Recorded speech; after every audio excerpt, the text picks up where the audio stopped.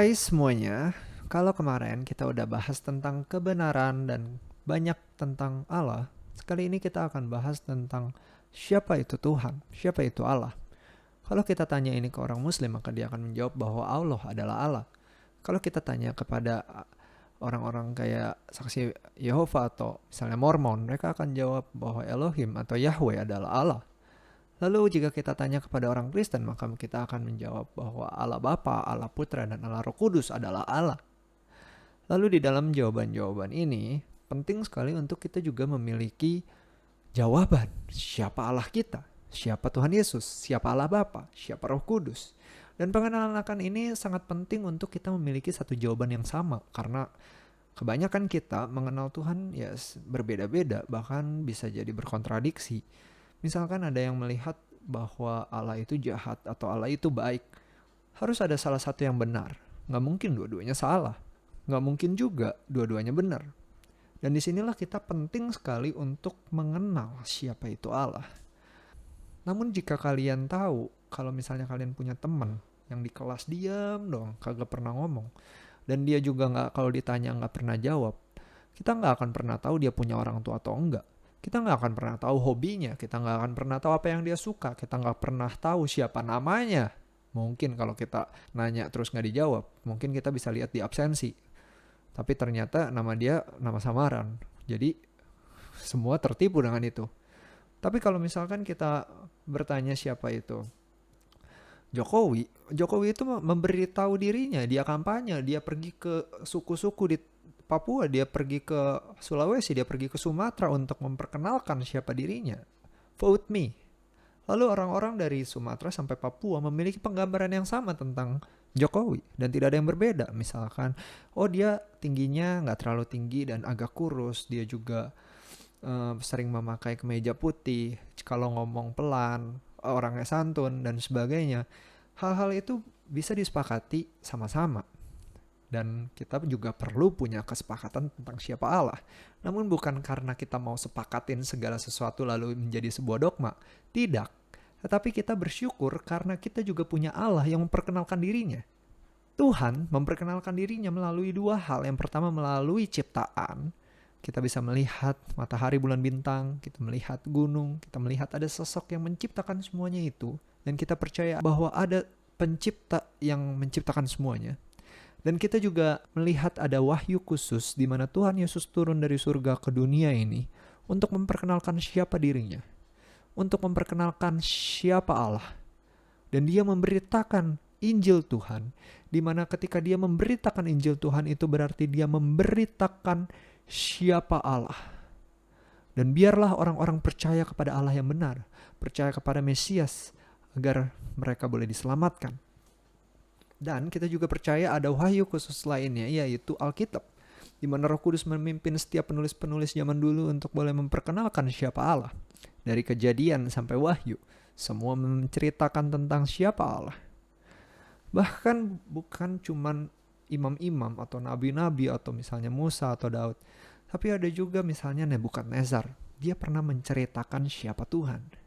Ketika dia dihukum oleh Tuhan karena tinggi hati, karena congkak, lalu dia dibuat oleh Tuhan menjadi seperti lembu dan kehilangan akal budi. Tetapi setelah lewat waktu yang ditentukan, ini ada di Daniel 4 ayat 34. Aku Nebukadnezar menengadah ke langit dan akal budiku kembali lagi kepadaku. Lalu aku memuji yang maha tinggi dan membesarkan dan memuliakan yang hidup kekal itu. Karena kekuasaannya ialah kekuasaan yang kekal dan kerajaannya turun-temurun. Semua penduduk bumi dianggap remeh. Itu wajar.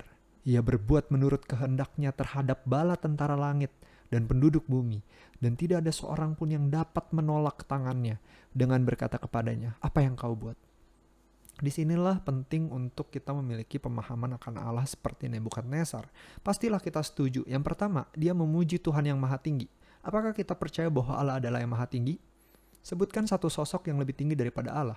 Tentu kita tidak bisa menjawab karena yang kita kenal dan kita percaya Allah itu adalah Allah yang maha tinggi dan membesarkan, memuliakan yang hidup kekal itu. maka kita percaya juga bahwa Allah itu timeless, di luar waktu, dan dia hidup dari selama-lamanya sampai selama-lamanya, which is dia adalah Allah yang kekal, yang membuat segala karakternya, kekuasaannya, kehebatannya, itu pun kekal. Ditulis karena kekuasaannya ialah kekuasaan yang kekal dan kerajaannya turun-temurun. Semua penduduk bumi dianggap remeh, ya wajar, karena Tuhan adalah pencipta langit dan bumi. Misalkan kita menciptakan robot, maka kita juga akan menganggap remeh robot. Seakan-akan misalnya robot nyuruh-nyuruh kita nggak akan lakuin. Karena kita anggap remeh robot itu. Lu siapa? Gue ciptain elu. Gitu. Dan disinilah dalam hal ini kenapa Tuhan punya hak untuk meremehkan. Karena memang dia adalah yang the top of the top. Dia nggak punya space untuk lebih baik lagi. Saking udah baiknya. Dia nggak mungkin bisa lebih berkuasa lagi. Karena dia udah mentok berkuasanya. Dia nggak mungkin lebih hebat lagi karena dia udah mentok hebatnya. He is the top of the top. Itulah Tuhan yang kita percaya. Dia berdaulat atas segala yang terjadi di muka bumi ini. Dia adalah yang berkuasa atas segala sesuatu. Dia memiliki karakter-karakter yang luar biasa.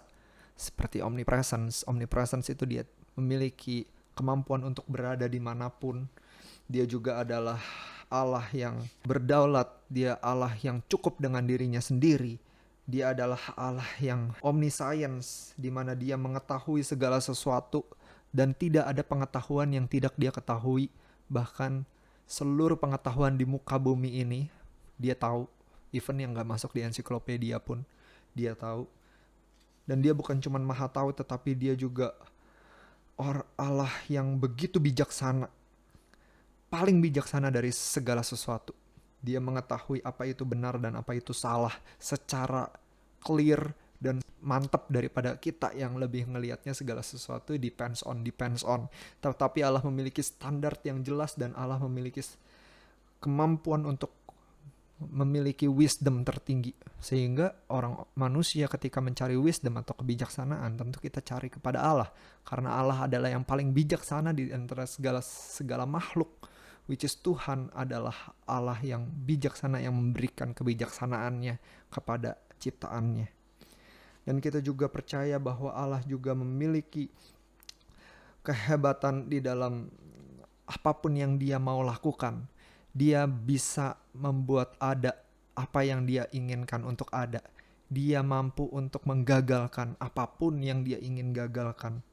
Dan dia begitu berkuasa sampai tidak ada yang melebihi Tuhan. Pengenalan akan Allah adalah sesuatu yang akan terus berkembang. Saat ini kita mengenal Allah, Allah adalah kasih. Lalu kita akan belajar lagi tentang Allah itu adil. Lalu kita akan belajar lagi. Itu akan kita pelajari kalau kita rajin baca Alkitab. Makanya penting sekali untuk kita memiliki waktu teduh setiap hari untuk kita mengenal siapa Allah kita.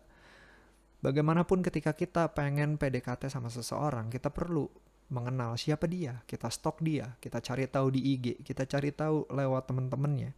Dan kali ini kalau kita mengasihi Tuhan, maka kita harus stalk Tuhan. Lewat apa? Lewat Bible yang telah Tuhan berikan.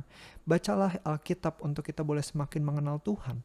Dan kita boleh menyenangkan hati Tuhan karena kita tahu apa yang Tuhan suka. Lewat apa? Lewat Bible, lewat Alkitab yang kita baca. Misalnya aja lately aku mengenal Tuhan ada sesuatu karakter yang unik dan baru. Misalnya aku kemarin sempat khotbah tentang kuduslah kamu sebab aku kudus. Di situ aku sempat belajar tentang, karena aku juga renungan dari Kejadian, Keluaran, Imamat, which is itu bicara soal kekudusan. Dan ternyata Tuhan itu adalah Allah yang mengkuduskan, which is mengkhususkan segala sesuatu. Dia mengkhususkan dari 7 hari ada 1 hari yang beda, yaitu hari Sabat, di mana dia tidak bekerja. Sisanya dia bekerja. Lalu dia juga mengkhususkan dari semua pohon, ada 1 pohon yang gak boleh dimakan. Lalu dia mengkhususkan dari segala ciptaan, ada 1 ciptaan yang diberi akal budi. Lalu dia mengkhususkan di antara semua bangsa, dia memilih bangsa Israel. Lalu dia memilih juga di antara segala suku, dia memilih suku Lewi. Dan di antara semua zaman dan abad, dia memilih tahun 0 untuk hadirlah Tuhan Yesus lahir ke dalam dunia untuk menjadikan 12 murid itu dan mati di salib. Dan itu semuanya adalah Allah yang mengkhususkan. Dia mengkhususkan segala sesuatu. Dan menarik sekali kalau misalkan kita belajar bagaimana Tuhan mengkhususkan segala sesuatu, menginginkan untuk kita pun mengkhususkan hari di mana kita menjadikan sebuah hari di mana ada harinya Tuhan, kita juga ingin mengkhususkan segala sesuatu. Misalkan ya jelas ini semua uang kita punya Tuhan, tapi tentu kita ingin mengkhususkan ada uang yang kita mau berikan untuk Tuhan, which is yang kita pelajari ada perpuluhan, lalu ada persembahan rutin, persembahan syukur, persembahan sukarela, dan kita juga diharapkan untuk juga memiliki hati yang mengkhususkan segala sesuatu. Nah, itu pengenalan gue. Tetapi pengenalan kalian bisa juga berbeda-beda. Apa yang kalian mulai kenal tentang Tuhan? Jawab ini ketika kalian sudah baca Alkitab. Dan kalian akan semakin hari semakin mengenal Tuhan. Selanjutnya kita akan bahas pertanyaan yang menarik, yaitu apakah ada mujizat? Apakah miracle itu sesuatu yang mungkin terjadi? Kita akan terus bahas ini untuk semakin mengenal siapa Allah kita. Thank you. God bless you all. Love God.